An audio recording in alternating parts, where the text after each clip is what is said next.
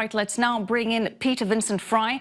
He's the Executive Director of the Task Force on National and Homeland Security. Peter, thanks for joining us.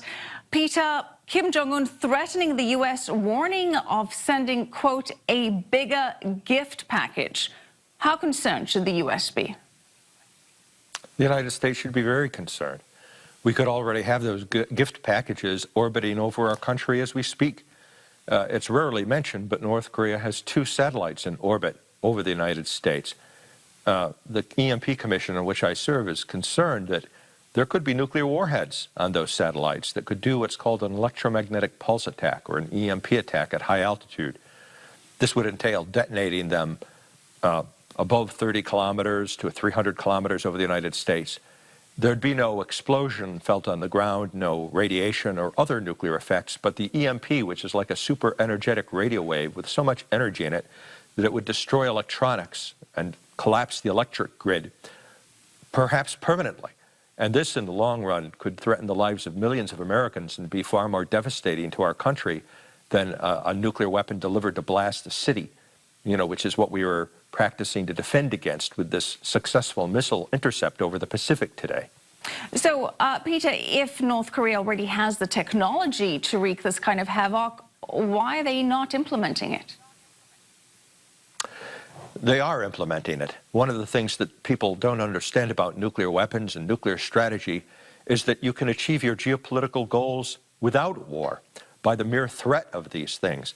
It causes the United States, we're even now having to perhaps adjust our calculations about what kinds of sacrifices are we willing to make in order to uphold our security commitments. Is the United States, and Americans too, not just in Washington, but we're going to be asking fundamental questions like, is it really worthwhile risking Los Angeles or Chicago or our entire nation in order to uphold security clearances, security guarantees to countries like South Korea and Japan that have not invested much in their own security? Why should we run those risks? The South Koreans and the Japanese have got to be asking, can we really count on America to come to our rescue if North Korea could really pose a threat to Los Angeles, Chicago, New York, or to the whole country by means of EMP? The chess game that's being played is to raise the stakes so high so that the United States might consider backing off from its security guarantees or not delivering on those security guarantees to change basically the world order that has relied upon the United States serving as the world policeman. There's not a few Americans who are tired of being the global policeman. The Obama administration wanted to lead from behind. North Korea, China, and Russia would like us to stop leading altogether and go into a Fortress America posture. And this is one of the things where nuclear weapons and these threats can be most effective, not by actually using them in a war, but by using them geopolitically, geostrategically. We won the Cold War this way. We defeated the USSR without firing a shot because of the nuclear balance, because they knew they could not prosecute a war against us, and we were able to outcompete them in the arms race. They're basically trying to do the same thing to us in reverse. So, Peter, what should the U.S. strategy be here? What should the U.S. be doing? Well, the United States shouldn't tolerate North Korean satellites being orbited over our country. They're not even legal.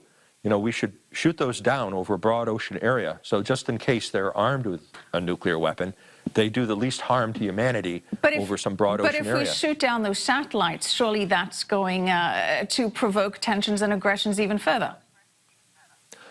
Well, not necessarily. I think it would be sending the right signal. We wouldn't have to advertise the fact that we had shot those satellites down. We could do it quietly.